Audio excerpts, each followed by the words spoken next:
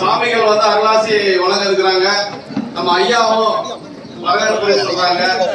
அப்படியே அமருங்க, நிக்காதீங்க யாரும், அப்படியே உட்காரு, அப்படியே உட்காரு. நம்முடைய அருள் குருநாதன் ஐயா அவர்கள் ஏற்கனவே குமரலிங்க ஐயா சொன்னது போல நின்றூர் புசல் நண்பன் நெடிதனால் நினைந்து செய்த நன்று நீர் ஆலயத்து நாளை நாம் புகதோ நீ ஒன்றிய செயலை நாளை ஒளிந்து பின் கொள்வாய் என்று கொன்றைவார் சடையார் தொண்டர் கோயில் கொண்டு அருளப் போனார் என்று சொல்லி சேக்கிழார் பெருமான் எப்பொழுதும் அடியார் கட்டுற கோயிலுக்கு சாமி வேகமா வருவார்.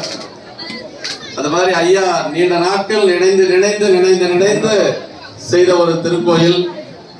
இந்த வித்யா கணபதி திருக்கோயிலுக்கு பெருமான் இங்கு எழுந்தருள் செய்து நம்முடைய குருவா சன்னிதானங்களும் பெருமானுடைய திருவுருவாக இங்க வந்து நமக்கு அருள் காட்சி கொடுத்திருக்கிறார்கள். உருள், அதாவது சைவ சித்தாந்தத்துல திருவருட் பயன்ல அருள் உருநிலை என்று சொல்லி 5வது அதிகாரம். பெருமான் எப்படி வருவார் அப்படின்னா குருநாதராக குரு கொண்டு வருவார் என்று சொல்லி நமக்கு உமாவதி சிவாச்சாரியார் போற்றுவார். அப்படி சாமிகளும் இறைவனுடைய உருவாக இங்கு நம் முன்பாக எழுந்தருளி இருக்கிறார்கள். ஏன்னா நல்ல செய்திகளை எல்லாம் வழங்குவதற்காக இருக்கிறார். ஆனால் ஞான செய்திகளை கேட்டு பயன்பெற வேண்டும் என்று சொல்லி முதலாவதாக நம்முடைய குருநாதர் அவர்கள் வரவேற்புரையாகவும் அதே மாதிரி வாழ்த்துறையாகவும் சொல்லி அதற்கு பிறகு குருவா சன்னிதானங்கள் அருளாசி வழங்குவார்கள்.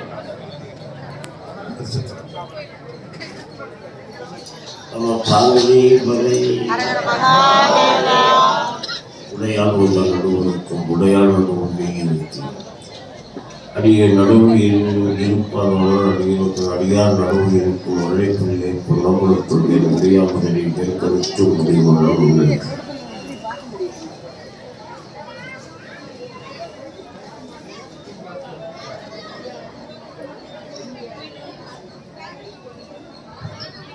நம்முடைய குருமுக சன்னிதானங்களுக்கு நம்முடைய குருநாதரை அவர்கள் பொன்னாடை போற்றி சிறப்பிக்கிறார்கள். தென்னாடுடைய சிவனே போற்றி, ஓலை கனி உரன் காண்க,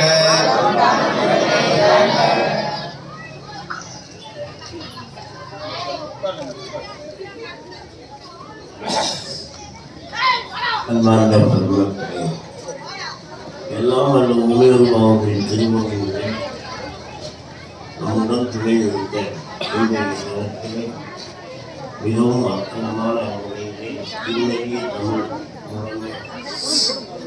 எம்பெருமான் வித்யா கணபதிக்கு நம்முடைய கூடங்குடி குருமகா சன்னிதானம் அவர்களுடைய முன்னிலையில் அவருடைய திருக்கரங்களால் நன்னிநாட்டு பெருவிழாவானது மிக எளிமையாக நடைபெற்றது.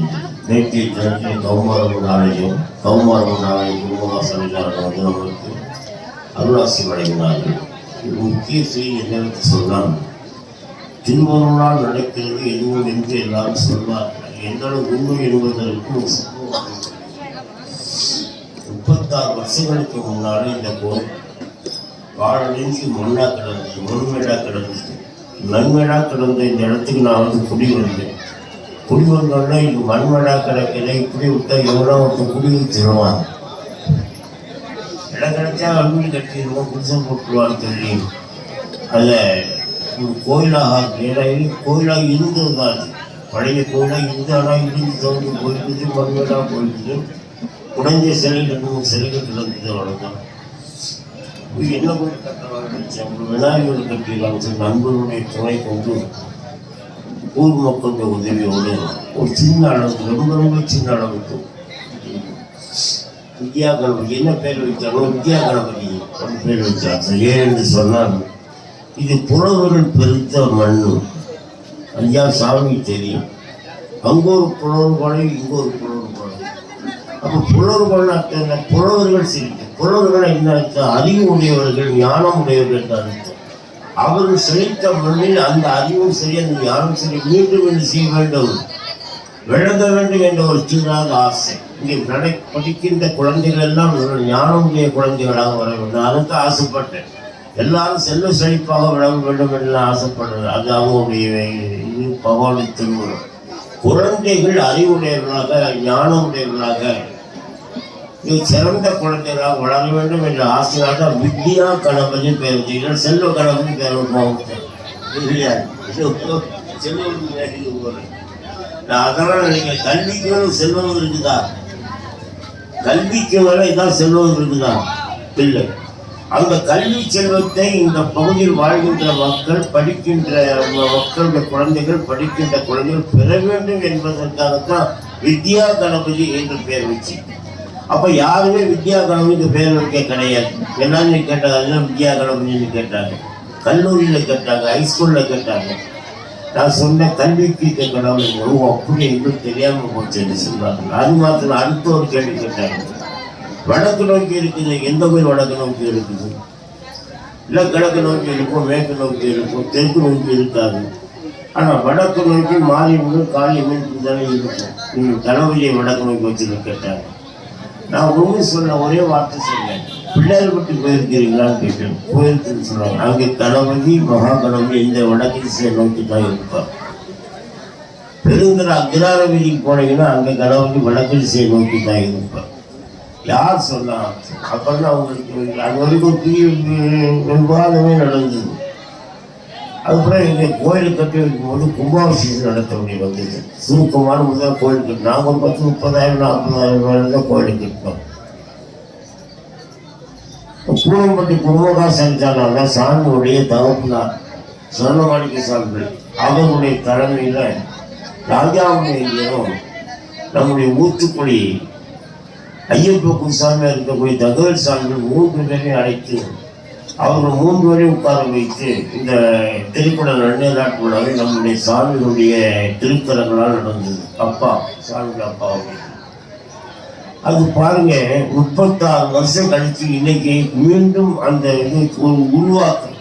ஒரு சாதாரண மண்மேடாக இருந்தது ஒரு சின்ன ஒரு கோயிலாக வந்தது. சின்ன கோயிலாக இன்னைக்கு பெரிய கோயிலாக வளர்ந்ததுன்னு சொன்னா சரணமாளிகை சாமியுடைய கைலாசி தான காரணம். அது தொட்டது விளங்கும் என்று சொல்வார்கள். அவர் தொட்டது இன்னைக்கு விளங்கி அவருடைய மகனாரே வந்து 2வது ஒரு திருமண நடத்தி வாய்ப்பை பெற்றது என்று சொன்னார். இது திருமணம் நடக்கின்றது என்பதை என்று சொல்ல முடியும். அதான் சொல்றேன், எதுவும் திருமணம் அடிக்கடி சொல்லுகிறார்கள். அன்னைக்கு இவங்க அப்பா தண்ணீர் ஊற்றினாங்க, திருக்குட நன்னீர் ஊற்றினாங்க. இன்னைக்கு சாமி நன்னீர் ஊற்றி இருக்கிறாங்க என்று சொல்லி அமைந்திருந்தாங்க. சொல்லிக் கொண்டு சாமியுடைய குடும்பத்தினரை நெருங்கிய தொடர்பு அந்த காலத்தில் 1962-64 தொடர்பு. அடிக்கடி வெளியே மனத்துக்கு போக நான் போகலைன்னா சொல்லி அனுப்பிடுவார். சுபகிட்ட வர சொல்லுவார் சொல்லி கூட சைக்கிள் போயிருந்தார். ராஜாவளி சாமி சைக்கிள் போவார். அவர் சொல்லி பார்க்கணும் ஐயா அவரை சொல்லி போனால் மழையில உட்கார வச்சுருவாங்க. எனக்கு சகனமாக இருக்கும், எனக்குள்ள சாமி உட்கார வச்சுட்டாரு சொல்லி அவங்கெல்லாம் அவங்களுடைய கோரிக்கை நிறைவேற்றுவதற்காக எங்கிட்ட வர்றாங்க.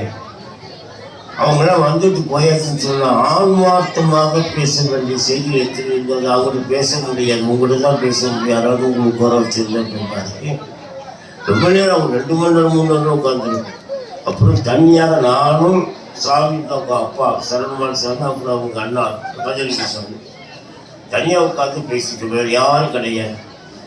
அப்போல்லாம் இவங்க வந்து வியாழக்கிழமை ஞாயிற்றுக்கிழமை வந்து சாப்பிட மாட்டாங்க. எந்த சாப்பாடு சாப்பிட மாட்டாங்க. மக்களுக்கு மந்திரங்கள் தீட்சைகள் எல்லாம் கொடுத்த பிறகு சாப்பிட 6 மணி 7 மணி 8 மணி ஆகிடும். என்னை பேச கூப்பிடும்போது 7 மணி 8 மணிக்கு மேலே தான் பேசுவோம். எட்டி பார்ப்பாங்க, உட்கார் பேசாமல் ஐயாட பேசிட்டு இருக்கேன் சொல்லிடுவாங்க. அப்படி ஒரு நெருக்கமான தொடர்பு இழப்பு குடும்பத்திற்கும் அந்த காலத்தில் இருந்தது. நம்முடைய திருக்கூட்டத்தில் அவன் தொடங்கியது கூட பேரூர் சாமிகள், கௌமாரூர் சாமிகள், கூடம்பட்டி சாமிகள், என்னுடைய குருநாதர் தோட்டத்தில் குருவில் ஐயா இவருடைய ஆசீர்வாதத்தோடு தான் திருக்கூட்டத்தை தொடங்கினேன். இவற்றுக்கும் மேலாக நம்முடைய காஞ்சிபுரம் சகராச்சார சுவாமிகள் ரொம்ப ஆச்சரியப்பட்டார். எல்லாரும் அவங்களோட கோரிக்கையை சொல்லுவது என்று வர்றாங்க. வைத்த வழி தரணும், ஆப்ரேஷன் சக்ஸஸ் ஆகணும், கல்வி நல்லா வரணும், வெளிநாட்டில் படிக்கணும், உத்தியோகம் கிடைக்கும், இப்படிதான் கேட்டாங்க. யாராவது பழைய கோயில்களில் உழவார பணி செய்கின்ற நாங்கள் எங்களுடைய பணி சிறக்க வேண்டும் என்று யாரும் இதுவரைக்கும் எங்களுடைய ஆசீர்வாதம் வாங்கவே இல்லை. சொக்கலிங்க ஐயா ஒருத்தர் தான் வந்து முதலாக உழவார பணி நன்றாக விளங்க வேண்டும், பழைய கோயில் திருத்தம் பெற வேண்டும் என்று கேட்டார். அவருக்கு இந்த பரிபூர்ண வாழ்த்துக்களை என்று சொல்லி அவர் கையை நீட்டுவார். கையை நீட்டிட்டு ஆசீர்வாதம் பண்ண ஒருத்தங்க இல்லையா, அது போல ஆசீர்வாதம் பண்ணி அவருடைய சகாக்களுக்கெல்லாம் சொன்னார். சுப்பிரமணிய கேட்ட கேள்வி பார்த்தியா, எல்லாரும் என்ன கேட்டாங்க, அவர் என்ன கேட்டாங்க. அப்படி அவருடைய பரிபூர்ண ஆசீர்வாதமும் இந்த திருக்குறள் இந்த காலத்துல தான் இன்னே வரைக்கும் 515 முடிஞ்சு 516 திருக்குறள் நடக்கிற அளவுக்கு விடாமல் நடைபெற்றுக் கொண்டிருக்கிறது.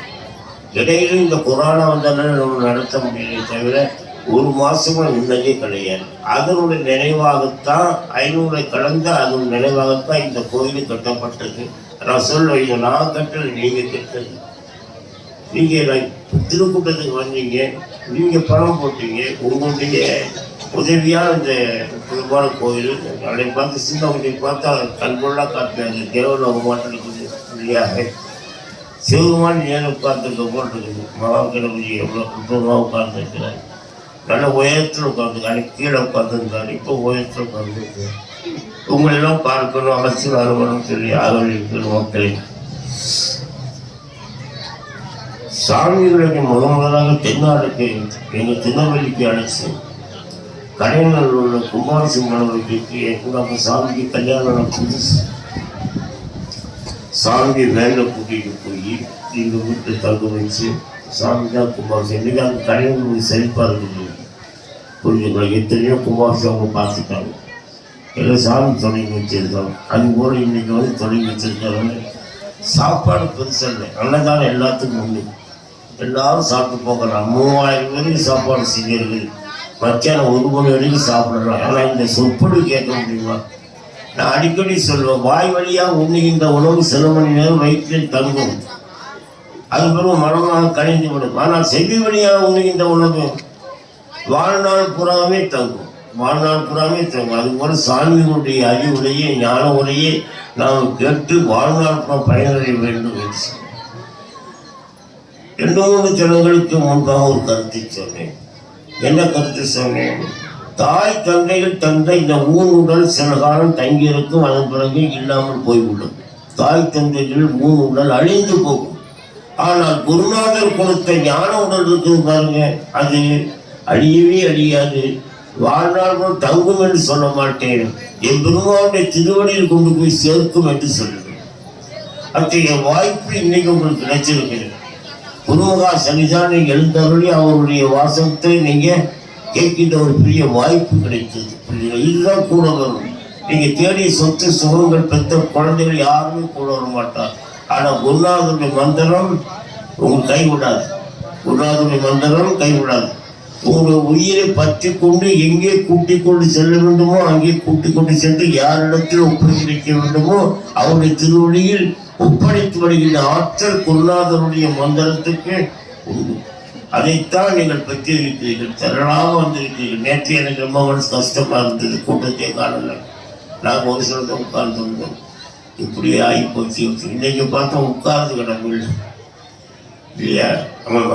அவ்வளவு நெருங்கிய ஒரு கூட்டத்தை இன்னைக்கு விநாயகர் பெருமான் காட்டினார். சாமிஜியை வரவழைச்சி சாமி நேற்று கூட வந்திருக்கிறான், திருவுருளை இயக்குது, நீ நாளைக்கு போ சொல்லி. ஏன்னா அவங்க அப்பாவும் கையால தண்ணீர் ஊற்றுறாங்க, தெருவு நன்றி நாட்களை நடத்தினார். அதுக்கு பின்னால நீ தொடர்ந்து செய்ய அந்த காரியத்தை செய்ய என்று சொல்வது போல இறைவனுடைய ஆணையினுடைய வழி சாமி வந்திருக்கிறார். இறைவனுடைய ஆணையின் வழி சாமி அது நம்மளுக்காக நல்ல உபதேசம் செய்ய வந்திருக்கிறார். மிக சிறந்த பண்பாளர், ரொம்ப எளிமையுடையவர். இன்னொன்று சொல்லக்கூடாதான் சொல்றேன், ரொம்ப கைராசி புத்தவர். அவர் போன இடமெல்லாம் சிறப்பு. நடராசாமிகள் போன இடமெல்லாம் சிறப்பு. எல்லாம் சொல்லுவாங்க நடராசாமிகள் வந்து போனாங்க, நடராசாமி வந்து போனாங்க. சரி, அவ்வளவு ராசி தன்மை அவர்கிட்ட உண்டு. அவரை பார்க்கின்ற வாய்ப்பு, அவருடைய திருவடியை தொட்டு வணங்குகின்ற வாய்ப்பு, அவருடைய திருக்குறளால் திருநீர் புரிகின்ற வாய்ப்பு, அவருடைய திருவாயால் மந்திர மொழிகளை கேட்கின்ற வாய்ப்பு இன்னைக்கு உங்களுக்கு கிடைச்சிருக்கு. இது பெருசா அது பெருசா? இது எவ்வளவு பேரை கிடைத்திருக்க வாய்ப்பு பயன்படுத்த வேண்டாமா? 3 மணி வரைக்கும் சோறு போடுவாங்க, புரியுதுங்களா? அது போனவங்க சாப்பிட்டுக்கலாம். புரியுதா? கொஞ்ச நேரம் இருந்து சாமியுடைய அருளுடைய எனக்கு கேட்க வேண்டும் என்பது என்னுடைய ஆசை. எல்லாரும் சொன்னார்கள் ஐயா வந்து உழவாரப்பணி உண்மையே மறுப்பதற்கு தமிழகத்தில் நாவுக்கரசர் பெருமான் தான் உழவாரப்பணியை தொடங்கி வைத்தார். நால்வர் பெருமக்களிலே நால்வர் பெருமக்களை நாவுக்கரசர் பெருமான் தான் முதலாக உழவாரப்பணியை துவங்கினார். நாவுக்கரசர் பின்னால் நடந்தா நடக்கலையான்னு நமக்கு தெரியாது. ஆனால் நாம் இப்போ அறிந்த அளவுக்கு கிடையாது. அதை முதலாக என்னுடைய குருநாதர் தவிர்த்து தங்கவிலையா அவர்கள் எனக்கு நாவுக்கரசர் பெயரை வச்சோம். இந்த பெயர் சும்மா தாங்கக்கூடாது. அந்த பெயருக்குரியவர் என்ன செய்தாரோ அதை நாம் செய்ய வேண்டும். அந்த பெயருக்குரிய நாவுக்கரசர் பெருமான் என்ன செய்தார்? உழவாரம் செய்தார். கோயில்களுடைய குப்பை கூலங்களை பெருக்கினார், கல்லு முள்ளை நீக்கினார் இல்லையா? அதை நாமும் செய்ய வேண்டும் என்றுதான் இந்த உழவார திருக்கூட்டத்தை நான் ஆரம்பித்தேன். அப்போல்லாம் ஒரு மந்திரத்தை சொல்ல இல்லாது, கையிலே உழவாரம் வாயிலே தேவாரம். கையிலே உழவாரம் வாயிலே இரண்டு நமக்கு முக்கியம். உழவாரம் தூய்மை செய்வதற்கு, தேவாரம் நம்முடைய உயிரை தூய்மை செய்வதற்கு. உழவாரம் கோயிலை தூய்மை செய்யும், தேவாரம் உயிரை தூய்மை செய்யும். அதனால கையிலே உழவாரம் வாயிலை தேவாரம் என்ற மந்திரத்தை முதலாக உச்சாரணம் செய்யும். எல்லாரும் இன்னைக்கு சொல்றாங்க கையிலே உழவாரம் வாயிலை தேவாரம், கையிலே உழவாரம் வாயிலை தேவாரம், கையிலே உழவாரம் வாயிலை தேவாரம். எல்லாரும் முன்னுக்கு அளவுக்கு வந்திருக்கிறது பெருமக்கள். இந்த உழவாரப்பணி முதலாக தமிழகத்தில் தோற்றுவித்தது நம்முடைய விஜயமங்கலத்தினுடைய நாகேஸ்வர பெருமானுடைய ஆலயத்தில் எளியனோடு இருந்த நண்பர்கள் தான் முதலாக துவக்கியது. இதை பார்த்து நாங்கள் சிதம்பரத்தில் மிகப்பெரிய 1000 கால் மண்டபத்தில் விழா நடத்துகின்ற பொழுதும் எல்லா மக்களும் தமிழகம் புறா வந்திருந்தார்கள். அப்படி பிறகுதான் இந்த உழவாரப்படி தமிழகம் புறா பரவுச்சே தவிர அதற்கு முன்பு உழவாரம்னால என்னென்ன தெரியாது. என்ன கேட்டால் உழவாரம்னா என்னென்ன கேட்டாங்க பலர். உழவாரம் என்று சொன்னால் என்னவென்று தெரியாது இருந்த தமிழகத்தில் உழவாரத்தினுடைய மதிப்பு, அதனுடைய சிறப்பு, அதனுடைய அவசியத்தை 1000 கால் மண்டபத்தில் நான் மிகச்சிறந்த ஒரு உரை உணர்ந்த நிகழ்ச்சியில் அப்போ தெளிவான அந்த மகிழ்ந்து ஒரு வார்த்தை சொன்னாங்க பாருங்க. வந்தவர்களுக்கு தெரியும், சிதம்பரத்துக்கு வந்தவர்களுக்கு தெரியும். என்ன வார்த்தை சொன்னால் தெரியுமா? சாமிக்கு அப்படிங்கிற அந்த வார்த்தையும். இந்த 1000 கால் மண்டபத்தில் வருஷத்திற்கு 2 அபிஷேக காட்சி தான் நடைபெறும். ஒன்று ஆடி திருமஞ்சனம், இன்னொன்று மார்கழி திருவாதிரை. இன்று நடக்கின்ற இந்த விழா வந்து 3வது திருமஞ்சனம் என்று சொன்னார். அதாவது நடராஜ பெருமானுக்கு அபிஷேகம் செய்யக்கூடிய நாளைத்தான் ஆடி திருமஞ்சனம் மார்கழி திருவாதிரை என்று அது நடக்கின்ற இடம்தான் 1000 கால் மண்டபம். அந்த 1000 கால் மண்டபத்தில் இன்று நடக்கின்ற இந்த விழா 3வது திருமஞ்சன விழா என்று சொன்னால் அந்த தெல்லைவாடு அந்தர்கள் எந்த அளவுக்கு இந்த உழவாரப்பணியை மதித்தார் என்று நீங்கள் அறிந்து கொள்ளுங்கள். அதற்கு தான் உங்களை கூப்பிட்டு உங்களுடைய உழவாரப்பணி செய்வாங்க, உழவாரப்பணி செய்வாங்க. அங்கே தேவாலய சித்தத்தில் போட்டோம், பாடலாம் பாடுறோம், போட்ட புத்தகத்தெல்லாம் பாடுறாங்க இல்லையா? எல்லாருக்கும் தெரியும். அப்போ 2 செய்யணும். உழவாரத்தின் மூலமாக கோயிலை தூய்மை செய்கின்றோம், அந்த தேவாரத்தின் மூலமாக நம்ம உயிரை தூய்மை செய்யணும். இந்த 2 பணிக்கு தான் உங்களை வாங்கன்னு சொல்லி இந்த வந்தா நீங்க கோடீஸ்வராயிருவீங்கன்னு நான் சொல்லலை. உங்களுடைய ஆன்மா தூய்மை அடைவதற்காகத்தான் உங்களை அழைக்கும். நம் கோயிலை சுத்தப்படுத்தினால் நம்மை அவன் சுத்தப்படுத்துவான். நம்முடைய கோயிலில் இருக்கக்கூடிய கல்லு முள்ளையும் நீக்கினால் எம்பெருமான் நம்ம வாழ்க்கையினுடைய கல்லு முள்ளையும் நீக்குவான். அவன் கோயிலை தூய்மை செய்தால் அவனோட வாழ்க்கை தூய்மை செய்வான். அவன் பணி சிவப்பணி, என் கடன் பணி செய்து கிடப்பது தன் கடன் அடியனை தாங்கும். உன்னை தாங்கணுமா? அவன் தான் தாங்கணுமே தவிர உங்க அப்பா அம்மா தாங்க முடியாது, தாத்தா பாட்டி தாங்க முடியாது, அண்ணன் தம்பி தாங்க முடியாது. யார் தான் தாங்கணும்? அவன் தான் தாங்கணும். அதனால தான் சொன்னான், என் கடன் பணி செய்து கிடப்பது தன் கடன் அடியேனையும் தாங்குதல் என்று சொன்னான் நாவுக்கரசர். அதைத்தான் உங்களுக்கு அழைத்தல். பாருங்க, அவன் உங்களை தாங்குவான், அவன் உங்களை தாங்குவான். கோயிலுக்கு போக அவன் பணி செய்வோம், அவன் கோயிலை பணி செய்வோம். படிச்சுங்களா? அவன் கோயிலில் பணி செய்வோம். நான் சொல்லுவேன், அந்த உழவார பணி செய்யும்போது நெத்திரி ஊதி இல்லாமல் உழவார பணி செய்யக்கூடாது. கண்ணீர் வார உழவார பணி செய்ய வேண்டும். அப்பொழுது அந்த கண்ணீரும் நம்முடைய உழவார பணி செய்யும்போது எழுப்பி இந்த புளி இருக்கிறது, அந்த 2ம் கலந்து ஒரு வண்டலாட்டம் நடைபெறும். கண்ணீரும் நம்முடைய இந்த புழுதியில் சேர்ந்து வந்து ஒரு என்ன செய்யும், மண் மேலே படம்ல புழுதி, அதை கண்ணீர் சிந்து மடம், அந்த கண்ணீரும் அந்த புழுதியும் கலந்து ஒரு வண்டலாட்டம். அறிஞர் ஒன்றால் ஒரு திருமணியில் நடைபெறும் என்று நான் சொல்வது உண்டு பெருமக்களே. எல்லாம் வல்ல பெருமாளுடைய அருளால் இன்று திரளாக வந்திருக்கிறீர்கள், எல்லா மக்களும் வந்திருக்கிறீர்கள். நான் அழைத்த பெரும்பாலும் எல்லா மக்களும் வந்திருப்பேன், ரொம்ப சந்தோஷமாக இருக்கிறது. அதில் இன்றைய நிகழ்ச்சிக்கு நம்முடைய சாமிகள் அமைந்திருந்து தம்முடைய பொருட்களங்களால் அந்த திருக்குறள் நடத்தி கொடுத்தது எனக்கு அளவில்லாத சந்தோஷம். எனக்கு நடக்க நான் நினைக்கவே கிடையாது. காரியத்துக்கு பின்னாலே அவருடைய மகனார் வந்து இந்த நிகழ்ச்சி நடத்தினார்கள். சுமார் 36 வருஷம் கழித்து இது கடவுளுடைய திருமணம் தானே, பெருமாளுடைய திருமணம் தானே. அவன் சின்ன இடத்துல தான் வந்து உட்கார்ந்தான் வரும்போது இந்த விநாயகர் முடியாங்க. இன்னைக்கு பார்த்தா மாடமாளிகள் உட்கார்ந்துருக்காங்க. எவ்வளவு பெரிய வளர்ச்சி பார்த்தீங்களா. அவன் தான் வளரும்போது தன்னை வளர்ச்சிக்கு காரணமாக இருந்த ஊர் பொதுமக்கள் எல்லாத்தையும் இவ்வளவு பெரிய கோயில் கட்டினாங்களே என்று சொல்லி அவன் நம்மை வாழ வைப்பானா இல்லையா? நமக்கு நல்ல கோயில் கட்ட வேண்டும் என்று ஆசைப்பட்டு இந்த மக்கள் எல்லாம் எதிர்பார்த்து செய்தார்களே, இந்த மக்களை எல்லாம் வாழ்த்த வேண்டும் என்று என்ன அவனுக்கு வருமா வராதான்? அதனால தான் சொன்னேன், எல்லாரும் வாங்க, உங்களால் முடிந்த ஒரு உதவி செய்யுங்கள், உங்களால் முடிந்த உதவியை செய்யுங்கள். மற்ற நிகழ்ச்சிகளுக்கும் இந்த நிகழ்ச்சிக்கும் எவ்வளவோ வித்தியாசம் உண்டு, எவ்வளவோ வித்தியாசம் உண்டு என்று சொல்லிக்கொண்டு ஒரே ஒரு கருத்தை மாற்ற சொல்லி முடிக்கின்றேன். விநாயகர் பெருமானுடைய சிறப்பு ஒரே ஒரு கருத்து சொல்றேன். எல்லா தெய்வத்துக்கும் மாரியம்மன் தான், காளியம்மன் தான், சிவபெருமான் தான், பெருமாள் தான். ஆனா விநாயகருக்குள்ள அவசரங்களை சொல்ல எல்லா தெய்வங்களும் அவருடைய திருமணியில் இருக்குது. விஜயா கணபதி, லட்சுமி கணபதி, சக்தி கணபதியை பாருங்க. அந்த கணபதியுடைய பேர்ல எல்லா தெய்வத்துடைய பேரு சேர்ந்த அர்த்தங்க. இந்த கணபதியுடைய திருமணியில் எல்லா தெய்வமும் அடக்கம். இவனுக்கு அந்நியமாக எந்த ஒரு தெய்வமும் இல்லை. அப்ப இவனை வழிபாடு செய்தாலே எல்லா தெய்வத்தையும் வழிபாடு செய்து போல. அது போல தாயும் தந்தையும் வணங்க சொன்ன முதல் கடவுள் யாருதான்? விநாயகர். தாயும் தந்தையும் வணங்கின ஒரு பையனோட குடும்பம் எந்த காலத்திலேயே அழியாது, சிறப்பாக இருக்கும். எந்த குடும்பத்தில் தாய் தந்தையை வணங்கி அடைகிறார்களோ அந்த குடும்பம் எனது பெரியவருடைய ஆசீர்வாதம் வேண்டும், பெரியவருடைய ஆசீர்வாதம் வேண்டும். அதுபோல பெருமக்களே, ஒரே ஒரு தெய்வம், எல்லா தெய்வங்களும் அடங்கிய ஒரே ஒரு தெய்வம் நம்முடைய இந்து சமயத்திலே ஒன்றுதான். அது விநாயகர் பெருமான் ஒன்றுதான்.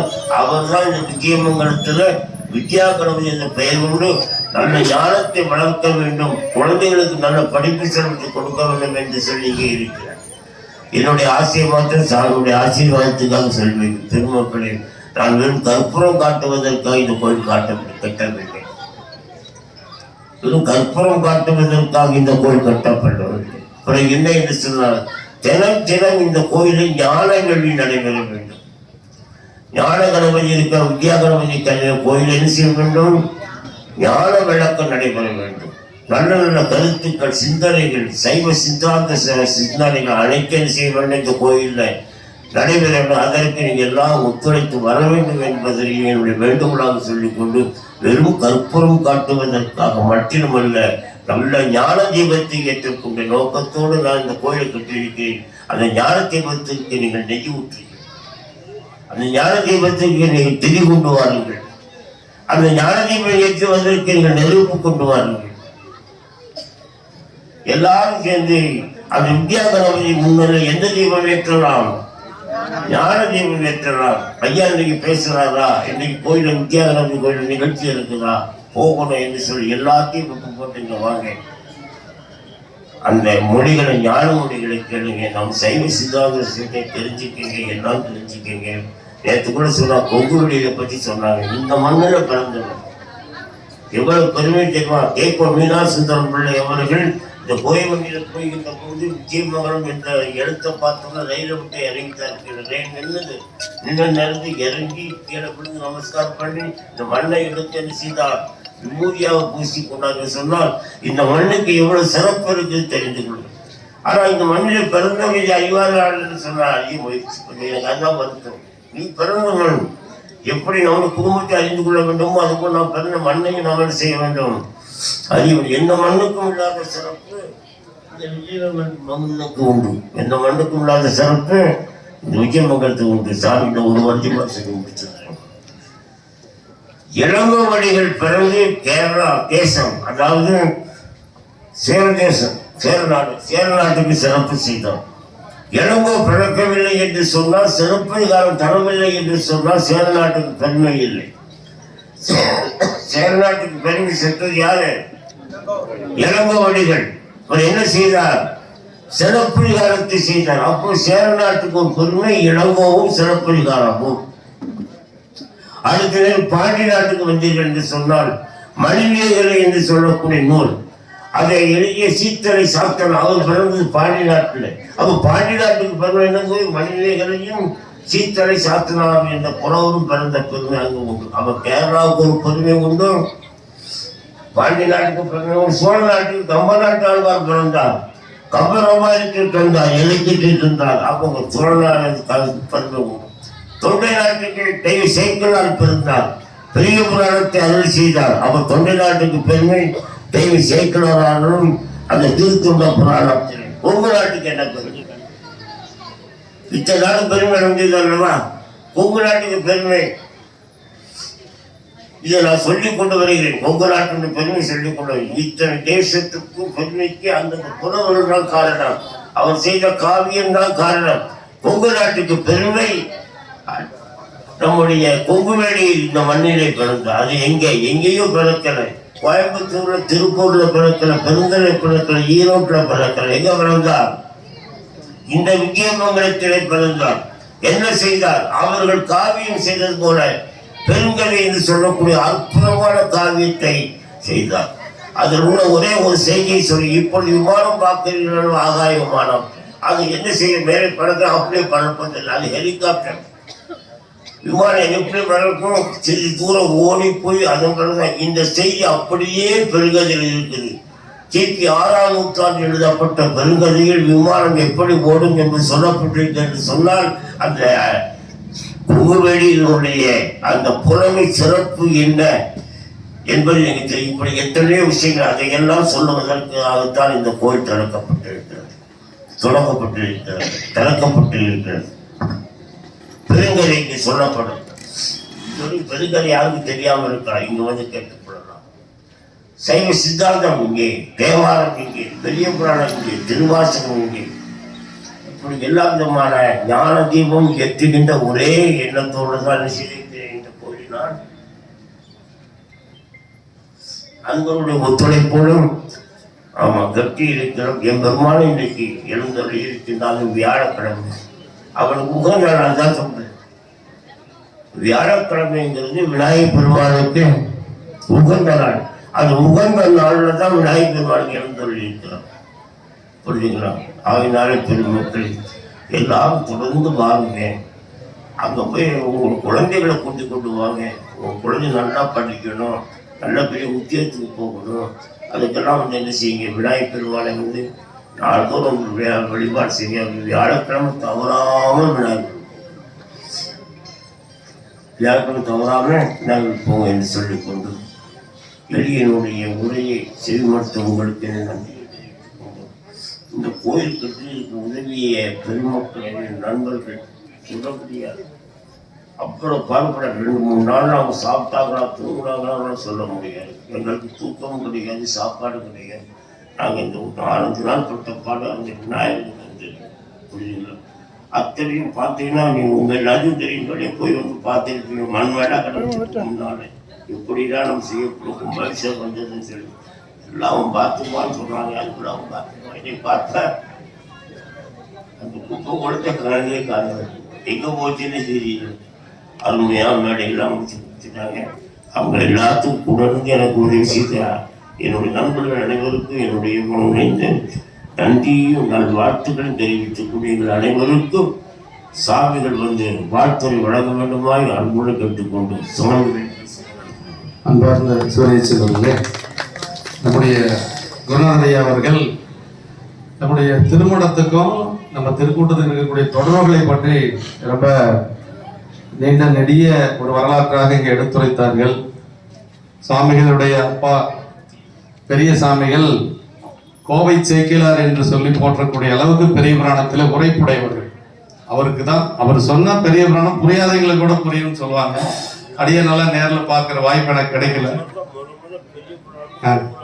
கொங்கு நாட்டுல பெரிய புராணத்தை கிராமங்கள் தோறும் சென்று பரப்பிய ஒரு பெருமை சாமிக்கு உண்டு. அந்த சாமியினுடைய பெரிய சாமியுடைய ஞானம் நம்ம சாமிக்கு அப்படியே இருக்குதாக நாங்க பாக்குறோம். ஏன்னா அவங்க பேசக்கூடிய ஞான வேள்விகள் மூலமாக எங்க பேசினாலும் பெரிய புராண கருத்தை கண்டிப்பா சாமி வலியுறுத்தி பேசுவாங்க. அப்படிப்பட்ட சாமிகள் நம்ம முன்னாடி எழுந்தருளி இருக்கிறது நாம் செய்த ஒரு பெரிய தவப்பயன் என்று சொல்லி காலத்தினுடைய அருமை கருதி குருமா சன்னிதானங்கள் எவ்வளவு நேரம் பேசுறாங்களோ அவ்வளவு நேரம் பொறுமையா இருந்து கேட்டுட்டு அதற்கு பிறகு நம்ம போகலாம். ஏன்னா அவங்களுடைய அருளுரை கேட்கறதுக்கு நம்ம வந்து பாக்கியம் செஞ்சிருக்கணும். ஏன்னா நம்ம முன்னாடி திருமேனை தாங்கி எழுந்தருள் செய்திருக்கிறாங்க. அதனால குருமா சன்னிதானங்கள் இப்பொழுது நமக்கு ஞான வேள்வி நிகழ்த்தி நம்ம எல்லாம் மகிழ்விப்பார். பெருமக்களை நாமெல்லாம் கூடியிருப்பது வயிற்று பசிக்காக அல்ல, ஞான பசிக்காக இருக்கிறோம். ஆகவே சாமிகள் எங்களுக்கு நிறைய அந்த ஞான பசி அடங்கும்படியாக நீங்கள் உரை நிகழ்த்த வேண்டும் என்று உங்கள் சார்பாக நான் பணிவோடு கேட்டுக்கொள்கிறேன். சிற்றம்பலம். உலகை நாம் உணர்ந்து ஓதற்கரியவன் நிலவுலாவிய நிர்மலி வேலியன் அழகில் சோதியன் அம்பலத்தாடுவான் மலர் சிலம்படி வாழ்த்தி வணங்குவான் புன்னரே அதனை செல்லும் போக்கினை விளக்கி மேலாம் நன்னெறி ஒழுகச் செய்து நவகரு காட்சி நல்கி என்னையும் அழியலாக்கி இருவினை நீக்கியாண்ட பன்னிரு தளந்தோள் வல்லன் பாத பங்கு எங்கள் போற்றி. நம பார்வதி பதையே தென்னாடுடைய சிவனே போற்றி. வெற்றிவேல் முருகனுக்கு. அன்பு சார்ந்த சிவனே சிறுவனே தாய்மார்களே, அடியார்கள் பெருமக்களே, இந்த கும்பாபிஷேக விழாவை இந்த ஒரு 6 மாத காலமாக மிகவும் முயற்சி எடுத்து தன்னுடைய வழிமுறை காலத்திலே கூட சிறப்பான முறை நடத்த வேண்டும் என்கின்ற ஒரு குறிக்கோளை கொண்டு மிக சிறப்பாக நடத்திருக்கின்ற உடவாரப்படி ஐயா அவர்கள், சொக்கலிங்க ஐயா அவர்களே, இதற்கு ஒரு திருக்குறள் நீராட்டி பெருவிழாவை சிறப்பான முறை நடத்திருக்கின்ற நம்முடைய குமரலிங்க ஐயா அவர்களே, வேலுசாமி ஐயா அவர்களே, 5 எழுத்தும் திருநீரும் கண்டிகையும் பொருளாய் கொண்ட நாயன்மார் திருக்கூட்டம் என்று சொல்வார். அந்த திருக்கூட்ட வழியில் இருக்கின்ற அடியாரை பெருமக்களே, வந்திருக்கின்ற அனைத்து பக்தகுடி பெருமக்களே, தாய்மார்களே, எல்லோருக்கும் நம்முடைய திருமணத்துறை நிறைந்த பரிபூர்ணமான ஆசைகளை தெரிவித்துக் கொள்கிறோம். நம்முடைய வித்யா கணபதியுடைய திருக்குறள் நீராட்டி பெருவிழா இன்றைய இனம் மிகச் சிறப்பான முறையிலே அமைந்தது. எல்லா பக்தகோடிகளும் தரிசிக்கும்படியாக நல்ல முறையிலே 2 கால பூஜைகளாக அமைத்து செவனே செய்திருந்தார். அதிலே விநாயகர் பெருமான் என்று சொல்வது நம்முடைய சொக்கலிங்கா அவர்கள் பல கருத்துக்களை சொன்னார், பல அரிய விஷயங்களை சொன்னார்.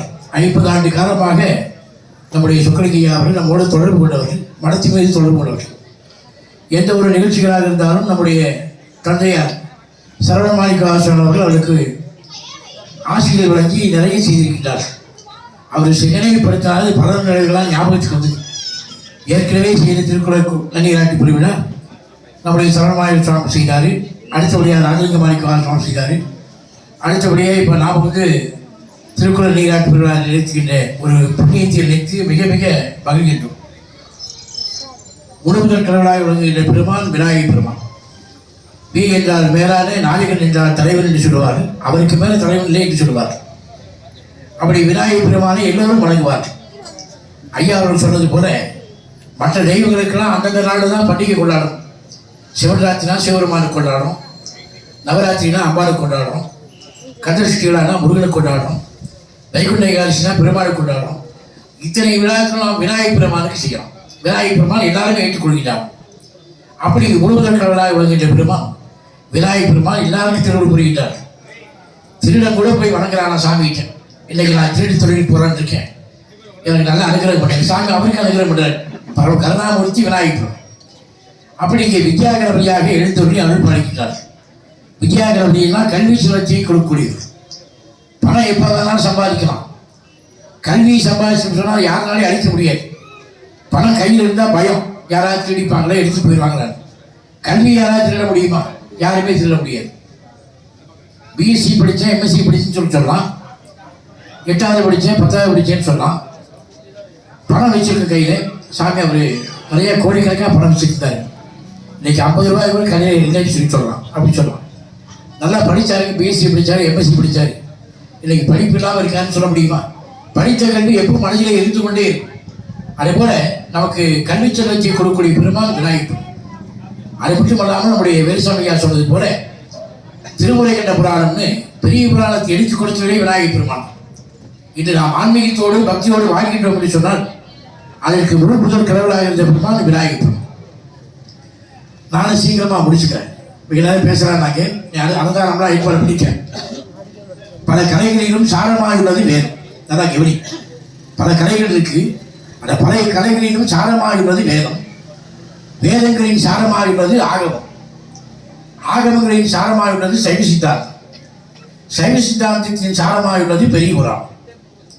கேட்கும் நிலையுடையது வேதம், சிந்திக்கும் நிலையுடையது ஆகமம், திரையும் நிலையடையக்கூடியது சைவ சித்தாந்தம், நெட்டை கூடும் நிலையுடையது பெரிய புராணம் என்று சொன்னார்கள். பெரிய புராணம் எல்லாரும் படிக்கும். எங்கள் தந்தையாருக்கு முழு மூச்சே பெரிய புராணம் தான். ஒரு பெரிய புராணத்தை படித்தோம்னு சொன்னால் மனிதம் பக்குவமாக நடக்கணும்.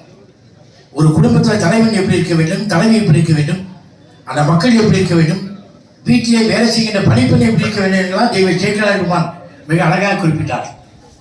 அப்படி பெரிய புராணத்தை எல்லாரும் படிக்கும். ராஜராஜ சோழனுடைய காலத்தில் 6 புலவர்கள் தான்.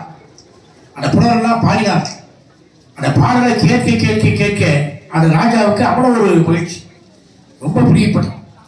அந்த புலவர்களை பார்த்து கேட்டால் அந்த நூல்லாம் அருமையாக இருக்கு, நீங்கள் பாடின பாடலாம் ரொம்ப அருமையான பாடலாக இருக்குது, ஜீவனுள்ள பாடலாக இருக்குது, இந்த பாடலாம் எங்கே இருக்குதுன்னு கேட்டாங்க. அந்த புலவர்களுக்கு சரியாக விஷயம் சொல்ல தெரியல. எங்கள் தாத்தா பாடினது, தாத்தா பாடின கேட்டால் எங்கள் அப்பா பாடினது, அப்பா பாடின கேட்டு நாங்கள் பாடிட்டு இருக்கிறத விட செவி வழியாக கேட்டுக்கிறத விட நாங்கள் ஓலைச்சொடியெல்லாம் பார்த்ததில்லை. இதை சொன்ன உடனேயே மகாராஜாவுக்கு மிகுந்த வருத்தம். இந்த பாடலை தேடி கண்டுபிடிக்காமல் நீங்கள் உள்ளே வர வேண்டாம்னு சொல்லி அவங்கள அனுப்பிச்சி விட்டாதான் அரண்மனை விட்டு.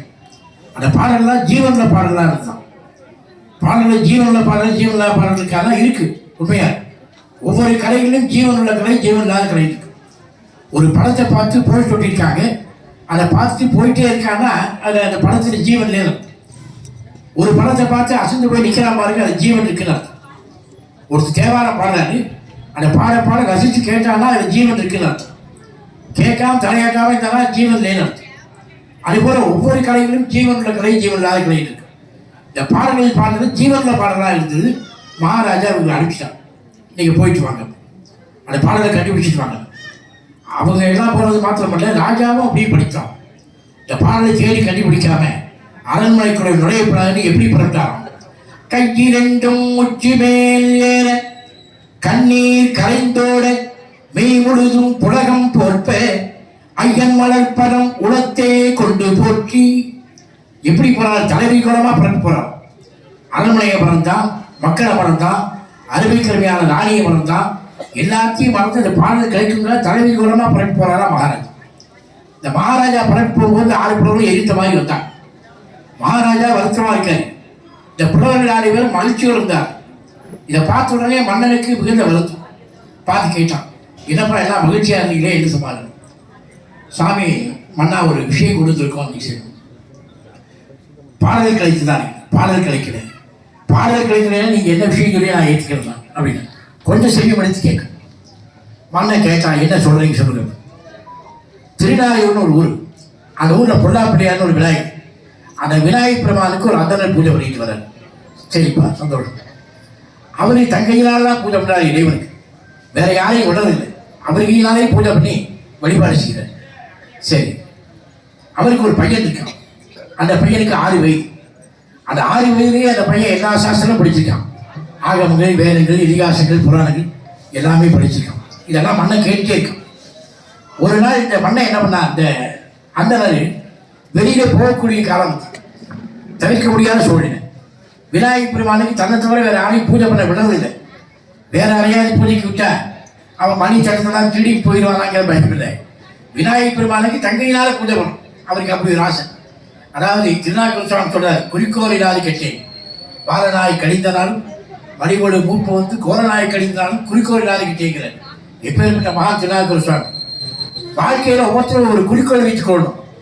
நம்முடைய ஐயா அவர்கள் அடிக்கடி பாடுபோது சொல்லுவார், நம்முடைய குமரனிகையா சொன்னது போல, உடையாரும் தன் அடைந்திருக்கும் பொன்னம்பலத்து முடியாமலே என் கருத்து முடியும் வண்ணம் முன்னிட்டேனார். அவர் கருத்து முடியும் வண்ணம் சொல்லிட்டாருன்னா அந்த கருத்து முடிகிற கருத்து தான் இந்த விநாயகர் கோயிலுக்கு பாப்பி, வித்யாகரவதி கோயிலுக்கு பாப்பி.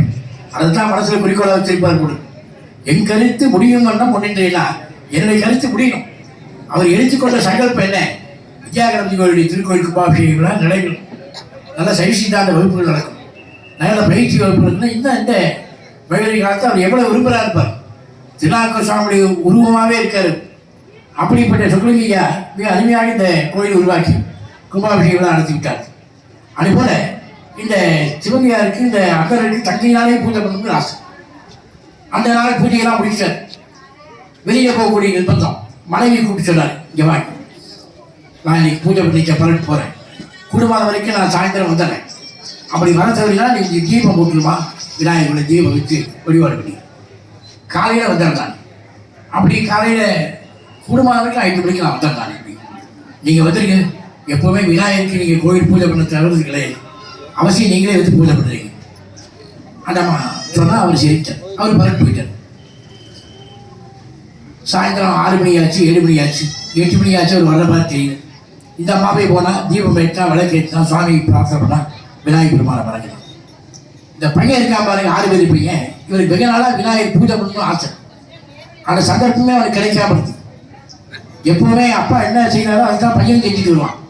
அப்பா டாக்டராக இருந்தால் பையன் ஊசி போட்டு விளையாடுவான். அப்பா பஸ் ஓடுறா இருந்தால் அவன் கார் ஓட்டி விளையாடுவான்.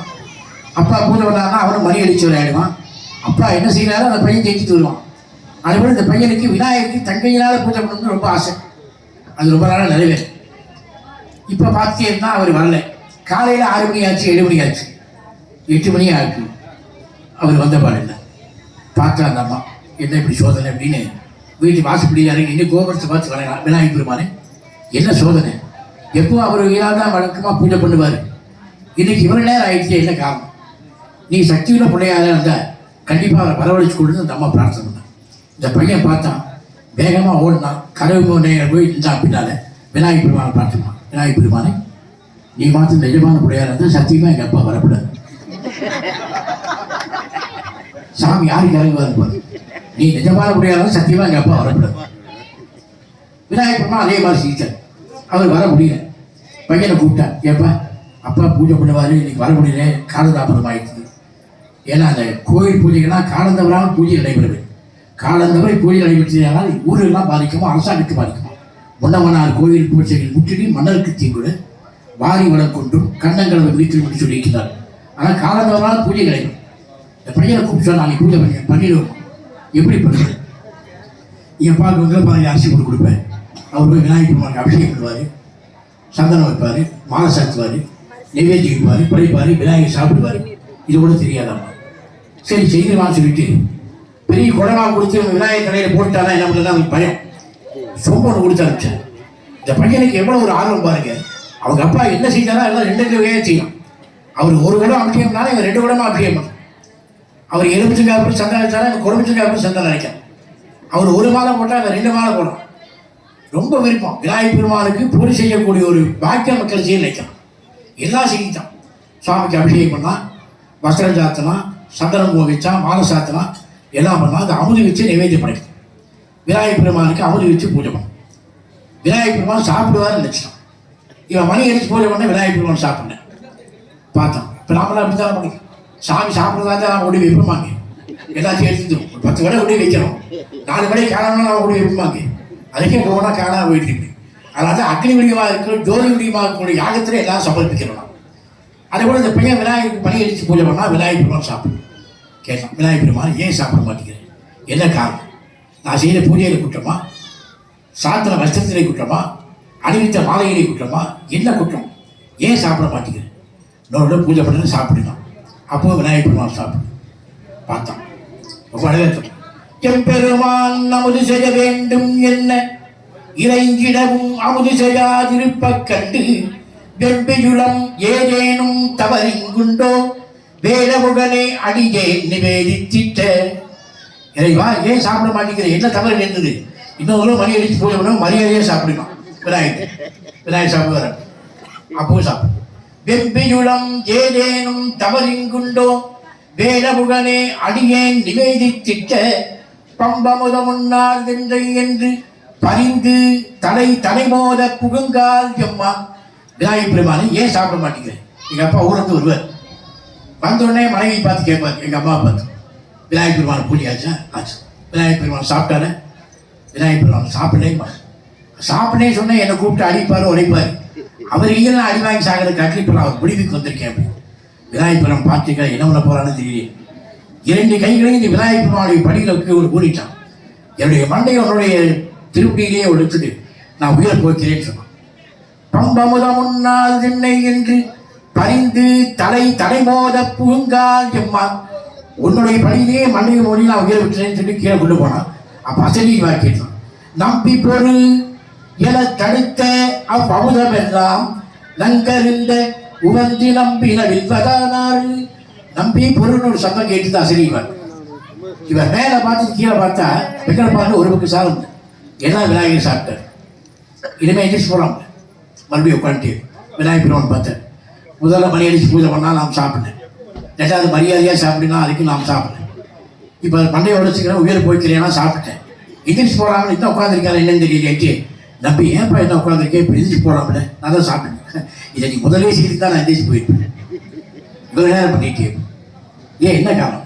எந்த எப்படி பாரு, நம்ம குழந்தைகளுக்கு நாம் சொல்லி வைக்கணும். நம்ம தாயார் இருந்த யாரும் நிலையானவர் இல்லை, நமக்கு நிலையாக இருக்கிறது நம்ம சுவாமி தான். அவரை எந்த ஏன் கூப்பிடுகிறார்? எந்த இனி அடியேன் பள்ளிக்கேயில் எங்க தேசிகள் அடிப்பான். இனிமேல் படிக்கூட போனால் எங்கள் வாத்தியார் அடிப்பாரு நான் என்ன. அப்போ நான் உங்கள் ஸ்கூலுக்கு வந்து வாத்தியார் சொல்லணுமா? என்னால் தான் லேட் ஆகிடுச்சு. வேண்டாம் வேண்டாம், நீங்கள் வர வேண்டாம். இன்னொரு வார்த்தை சொல்லணும். சண்டமரை முதற்கலைகள் நீயே ஓதித்தரல் வேண்டும். இந்த உலகிலே என்னென்ன சாஸ்திரங்கள் படிப்பெல்லாம் இருக்குது, கல்விகளாக இருக்குது, அதெல்லாம் நீயே எனக்கு ஓடி கொடுக்கலாம். அப்போ விநாயகர் பெருமானும் அவருக்கு பாடம் கற்பிக்கிறாரு. நம்பியாண்டார் நம்பி 2 பேர், அந்த 6 பேர் பெரிய இந்த மாதிரி நம்ம ஊரில் நடத்திட்டு இருக்குன்னு சொல்லி மன்னன் கிட்ட சொன்னாங்க. 6 பேர் போய் இதை கேட்ட உடனே மன்னனுக்கு மிகுந்த ஆசை. அப்படின்னா அந்த குழந்தையை நாமும் போய் பார்க்கணும். போய் பார்த்தாங்க. போய் பார்த்த உடனே இந்த மன்னன் என்ன பண்ணா, அந்த 6 பேர் பையன் காலில் விழுந்து வணங்கினாங்க. அந்த பையன் என்ன சொல்றான்? அரசன் ஆண்டியை தேடி வந்த காரணம் அப்படின்னா, அரசன் வந்து நீங்க ஆண்டியை தேடி வந்திருக்கலையே என்ன காரணம்? உங்க விநாயகர் சாப்பிட்றாரு. சாப்பிடுங்க. நாங்கள் பிரகார பட்சம் வந்திருக்கோம். எங்கே வச்சிருக்கீங்கன்னா அயன் சூட பதின்கான அகலை 10 மைல் தூரத்துக்கு வச்சிருக்காங்க. பிரகார பட்சம் தான் அதிர்ஷ்டம் வடை பாயசம் எல்லாம் நிறைய வச்சுருக்காங்க. அப்போ சொன்னார விநாயகர் எல்லாரையும் ஓரமாக நிற்க சொல்லுங்கன்னு சொல்லிட்டு புகழ் முகக்கை புறப்படவே படைத்தையெல்லாம் அந்த தும்பிக்கை எடுத்து வெளியிட்டாலும் எல்லாத்துக்கும் காலி ஆயிடுச்சு. சில தாய்மாரை தட்டை கிடைச்சா பொருள் ஆயிடுச்சான். அதனால விநாயகர் எல்லாத்தையும் சாப்பிட்டார். அப்போ மறுபடியும் அந்த அரசனுக்கு கேள்வி கொடுத்தாங்க, பாரு இந்த பாடலாம் பாடி வச்சிருக்காங்களா, அது எங்கே இருக்குன்னு தெரியல. அப்போ மறுபடியும் விநாயகர் பெருமானுக்கு போய் இந்த நம்பியாண்டார் நம்பியில் விண்ணப்பம் தெரிவித்தார். அப்போ சுவாமி சொன்னாரா, விநாயகர் பெருமான் இது வந்து அடியார்கள் பாடினது, நாடக பெருமக்கள் பாடினது. அவெல்லாம் பாடிட்டு சிதம்பரத்தில் கல்லறையில் வச்சு பூட்டிட்டு அவங்கெல்லாம் கைலாயத்துக்கு போயிட்டாங்கப்பா. அந்த கைலாயத்துக்கு போகிறவங்க நம்ம வரவழைச்சோம்னா அந்த ஓலைச்சோடிலாம் எடுத்து பார்க்கலாம். இது நடக்கிற காரியமாக இருப்பார். கைலாயத்துக்கு போகிறவங்க நாம் வரவழைக்க முடியுமா? நாம் மனசு வச்சா இங்கே இருக்கிறோம், கைலாயத்துக்கு அனுப்பலாம். கைலாயத்துக்கு இருந்து வரவழைக்க முடியுமா? என்ன செய்யணும்? அவங்களாம் விழா கொண்டாடுறது கல்லறை திறக்கும் நாள். அப்படி சமயாச்சாரிய பெண்கள் நாடுகளுக்கு விழா கொண்டாடினாலே கல்லறை திறந்தது. உள்ளே போய் பார்த்தா நிறைய ஓலைச்சுவடிகளால் தீர்த்தத்தில் தைலமணி கொள்ளம் கொண்டு அந்த நல்லெண்ணெய் நாளை நனைத்து அந்த ஓலைச்சுவடி எடுத்து பார்க்கும் பொழுது திரைவார் அந்தனதம் வழியாக இருக்கும்படியே திருநீலத்துக்கு குடிவனாக இருக்கும்படி 63 நாயன்மார்கள் புராணம் இருக்கு.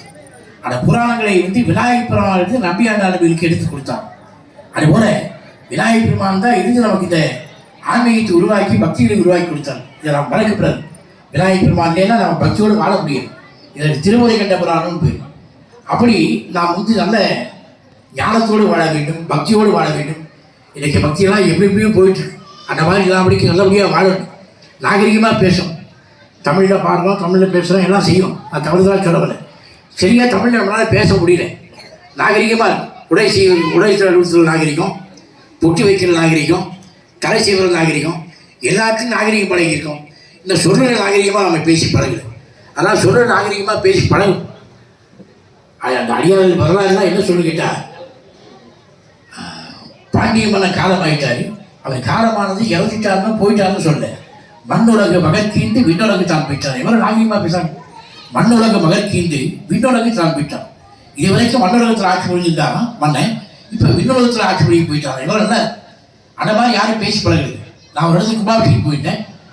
சாமி மேலே வந்து கும்பாபிஷேகம் பண்ணணுன்னாங்க. நான் மேலே போயிட்டேன். கும்பாபிஷேகத்தெலாம் விட்டு அப்போ சொல்லி என்கிட்ட கேட்டார். அந்த தீர்த்தம் வரைக்கும் மேலே போகணும்னா அவர்கிட்ட கேட்குறேன். என்ன கேட்குற வரைக்கும் சார் நாம் இப்போ மேலே செஞ்சு தீர்த்தம் விடுவீங்க அப்படின்னு சொல்லி அப்படி தான் கேட்டேன். அவர் என்ன கேட்டார், சார் நாம் எப்போ மேலே போடுவீங்க, சாமி எப்போ கூப்பிட்றா இப்போ தாப்பா நான் மேலே போடுவேன். நம்ம மனசில் இன்றைக்கி வியாழக்கிழமை கூட்டம் நிறையா வருவான். ஒரு அம்மா சொல்கிறாங்க, கை காலடி பொறுக்க முடியும் சாமி, நம்ம வந்து கையில் கட்டிட்டு போகிறாங்கன்னு தான் நல்லா இருக்குன்னு சொன்னோம். அந்த அம்மா அப்படி சொன்னேன். சாமி நம்ம வந்து கவர் போட்டுக்கலான்னு வந்தேன். கவர் போட்டுருக்கு வேற ஆள் கிடையாது, நாங்கள் படம் தான் கிடைச்சோம். இதெல்லாம் அப்படி நாகரிகமாக பேசிக்கணும். சொல்கிற நாகரிகம் அப்படி அடியாத மக்கள் நம்ம நாகரிகத்தோடு வாழ்வதற்கும் பக்தியோடு வாழ்வதற்கும் நமக்கெல்லாம் வழிவகுத்து கொடுத்தார். அதைத்தான் நான் அந்த பெரியவரான படம் போய் இரவாத அன்புன்னு சொல்லி பேசுகிறேன். காரைக்கால வரம் கேட்டார் சாமி, என்ன கேட்டாங்க, இரவாத அன்பு வேண்டும் இறைவா எனக்கு அன்பை கொடு. சாமி கொடுத்தார். அந்த அன்பு எப்படிங்களா என்று மறைந்து போகாத அன்பா கொடுக்கணும். இரவாத இன்ப அன்பு வேண்டும் இறைவா எனக்கு அன்பை கொடு. அந்த அன்பு என்று மறைந்து போகாத அன்பை கொடுங்க. சாமி அதை கொடுத்தார். இரவாத இன்ப அன்பு வேண்டும் எனக்கு அன்பை கொடு. அந்த அன்பு இன்ப அன்பா கொடு கேட்டான். வாழ்க்கையில் எந்த மனிதனுக்கு இன்ப அன்பு வரலாம், துன்ப அன்பு வரக்கூடாது.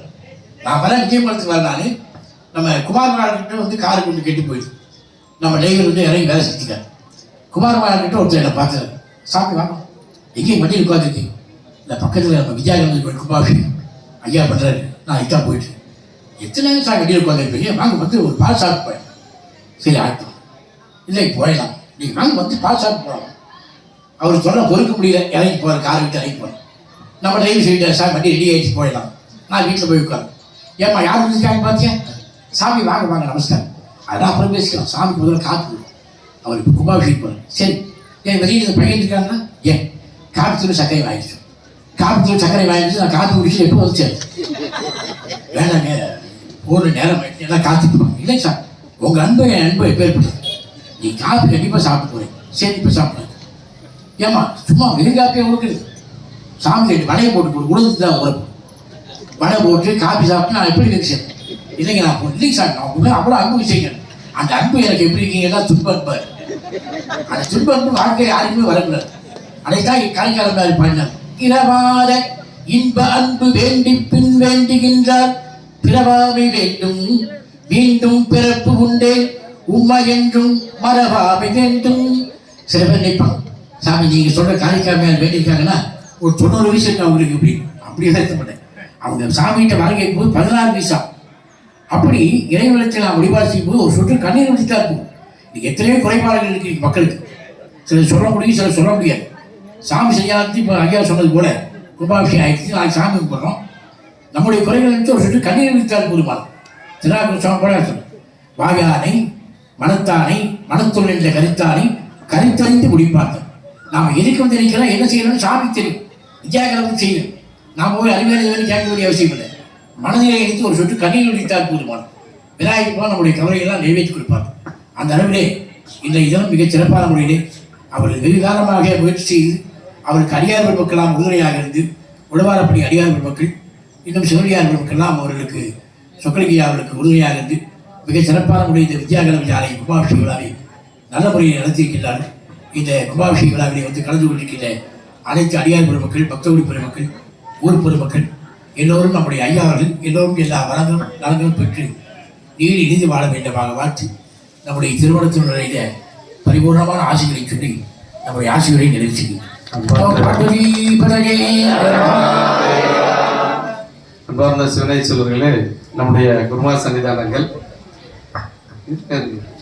சன்னிதானங்கள் நம்பியாண்டார் நம்பிகளுடைய வரலாற்றை மிக அழகாக நமக்கு எடுத்துரைத்தார்கள். நம்பியாண்டார் நம்பிகள் தான் நமக்கு பெரிய புராண வகை நூல் என்று சொல்லக்கூடிய திருத்தொண்டர் திரு அந்தாதி கொடுத்தவர்.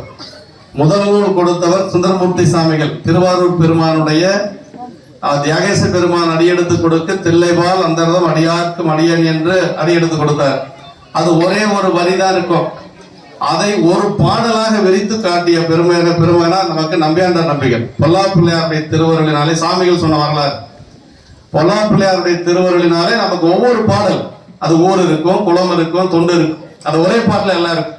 அதை வைத்துக் கொண்டுதான் சேக்கிழார் பெருமான் விரிநூலாக நமக்கு கூத்த பெருமான் அடியெடுத்து கொடுக்க உலகலாம் என்று சொல்லி நமக்கு பெரிய புராணத்தை அருளினார்கள். மிக அழகாக அது எப்படி நம்ம நடந்து கொள்ள வேண்டும், எப்படி பேசணுங்கிறத கூட சாமி ரொம்ப சுருக்கமா சொன்னாங்க. ஒருத்தர்கிட்ட சாப்பிடறதுக்கு வாங்கன்னு கூட கூப்பிடக்கூடாது. பெரிய புராணத்துல எப்படி கூப்பிடுவாங்கன்னா, எழுந்தருள் பெரியோ ஈண்டு அமுதுசை தருக என்று தொழும்பனார் உரைத்த போதில் சோதியா எழுந்து தோன்ற செழுந்திரு மனைவியாரும் தொண்டரும் திகைத்து நின்றார். பெரிய புராணம் சொல்லுது.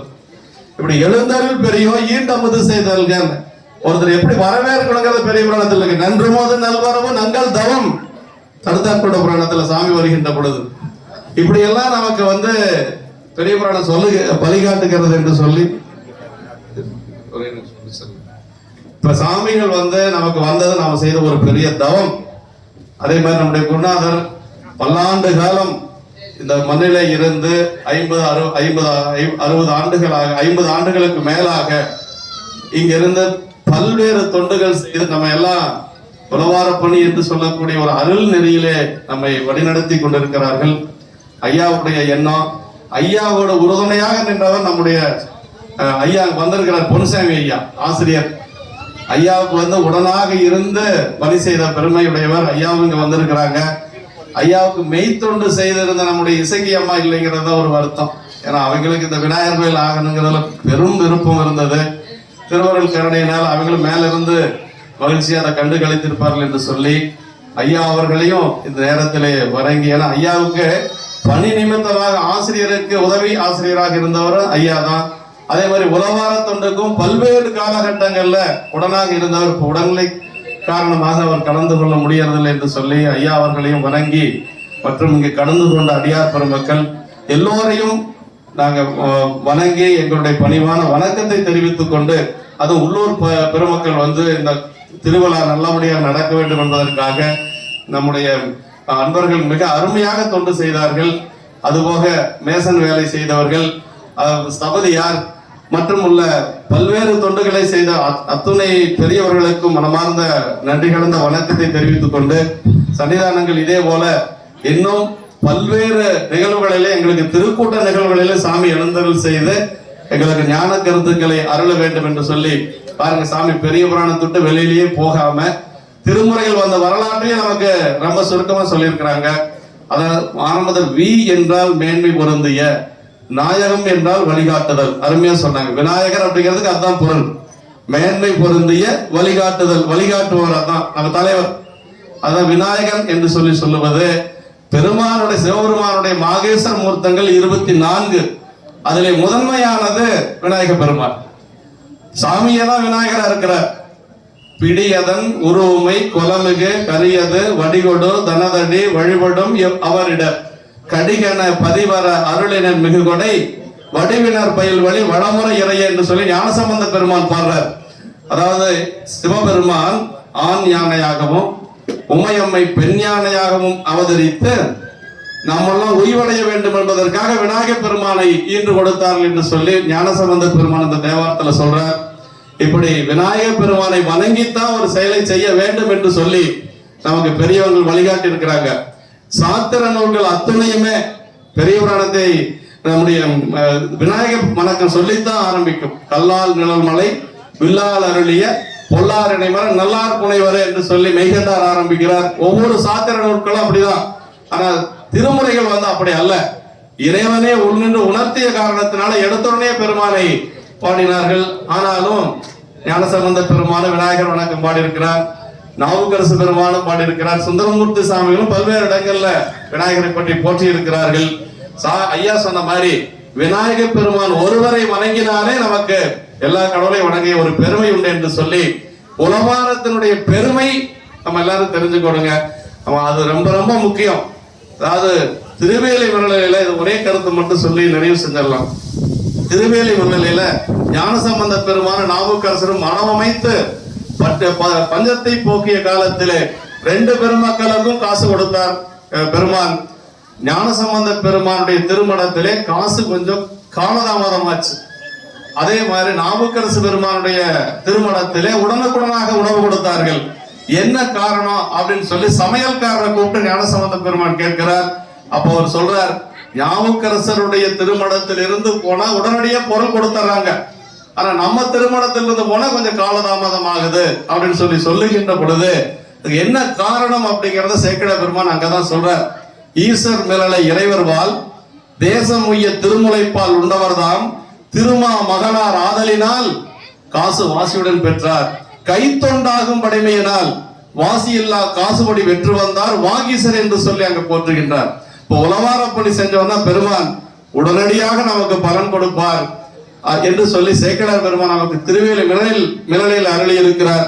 அப்படிப்பட்ட உலவார தொண்டை ஐயா செய்தது மட்டுமன்றி பல்வேறு நூற்றுக்கணக்கான அன்பர்களை நெறிப்படுத்தி ஒரு பெருமையுடையவர்கள் என்று சொல்லி ஐயா காலத்தில் நாம் வாழ்வது அப்படிங்கிறது நாம் செய்த ஒரு தவமாக கருதி 2 பெருமக்களுடைய பொன்னார் திருவடிகளை வணங்கி மணிவாசன அர்ப்பணி மன்றத்திலிருந்து வந்து நல்லபடியாக செய்து கொடுத்த அன்பர்களையும் வணங்கி அவர்களெல்லாம் நெறிப்படுத்திக் கொண்டிருக்கக்கூடிய 96 வயது நிரம்பிய நம்முடைய சென்னிப்பையா அவர்கள் ஞான புலவர், பெரும் ஞான பெட்டகம், அவர்களுடைய திருவடிகளை எந்த நேரத்துல நீங்க திருமுறை சாத்திரங்கள்ல என்ன கேட்டாலும் புத்தகத்தை எடுக்க மாட்டார், அப்படியே சொல்லுவார். இந்த இதுல இருக்கு வேலுசாமி அப்படின்னு சொல்லுவார். எங்களுக்கெல்லாம் ஐயப்பாடு என்று சொன்னால் சாத்திரத்துல இன்னைக்கு நாங்க அவர்கிட்ட தான் கேட்போம். அவருக்கு ஆசிரியராக இருந்தவர் வையாபுரியார். இவர்கள் எல்லாம் சைவ சித்தாந்தத்திலே கரை கண்டவர்கள். அவங்களிடத்தில படிக்கக்கூடிய ஒரு வாய்ப்பு எங்களுக்கு கிடைத்தது என்று சொல்லி இந்த நேரத்திலே அவர்களே ஞானாசிரிய பெருமக்களை நாங்கள் வணங்கி சன்னிதானங்களையும் நம்முடைய குருநாதர் ஐயாவை வணங்கி நம்ம எல்லோருக்கும் அவர்களுடைய திருவடிகள் எல்லாம் நன்றி சொல்லி கலந்து கொண்ட பெருமக்கள் அத்துணை பேரும் காலதாமதமானாலும் பரவாயில்ல உணவு எடுத்துக் கொண்டுதான் செல்ல வேண்டும். என மண்ணினில் பிறந்தார் பெரும் பயன் மதிசூடு மண்ணாளார் அடியாரமை அமுது செய்வித்தன். இதுவரைக்கும் அதை விட ஒரு பெரிய புண்ணியம் யாரும் சொல்லவே முடியாது. அடியார்கள் அமுது செய்விப்பதை தவிர வேற ஒரு புண்ணியம் இல்லை என்று சொல்லி சேக்கிழ பெருமான் நமக்கு போற்றி இருக்கிறார். இறைவன் திருவிழாக்களை காண்பதை கூட 2வது தான் சொல்றார். அவர் நல்விழா பொழிவு கண்டார்கள் என்று சொல்லி போற்றுகின்றார். அதனால எந்த அடியார் பெருமக்களும் உணவெடுக்காம போகக்கூடாது, நிறைவாக ஏற்பாடு செய்யப்பட்டிருக்கிறது. எல்லோரும் சென்று அங்கு உணவெடுத்து மகிழ்வோடு செல்ல வேண்டும் என்று சொல்லி உங்களுடைய திருவடி பணிந்து விண்ணப்பமாக வைத்துக் கொள்ளுகிறோம். திருச்சிற்றம்பலம். என்றும் இன்பம் பெருகு முயல்வினால் ஒன்று காதலை துள்ளமும் ஓங்கிட மன்றுளார் அடியார் அவர் வான்புகள் நின்றதெங்கும் நிலவி உலகலாம். திருச்சிற்றம்பலம். இருக்கிறாங்க திருமணத்துல போய்தான் உணவெடுக்கணும். அதனால கொஞ்சம் பலி விட்டீங்கன்னா பரவாயில்ல. சாமிகள் பார்த்தாவே நமக்கு நல்ல ஒரு அருட்பார்வையே போதும். நடைபெறும் நாளையிலிருந்து 12 நாளைக்கு நாளையிலிருந்து 7 மணிக்கு நடைபெறலாம். 12ஆம் நாள் நிறைவு, 12 நாள் மண்டல பசி நிறைவேற்று, 13ஆவது நாள் நிறைவுலா எல்லாம் கலந்துக்க மாலை 7 மணிக்கு.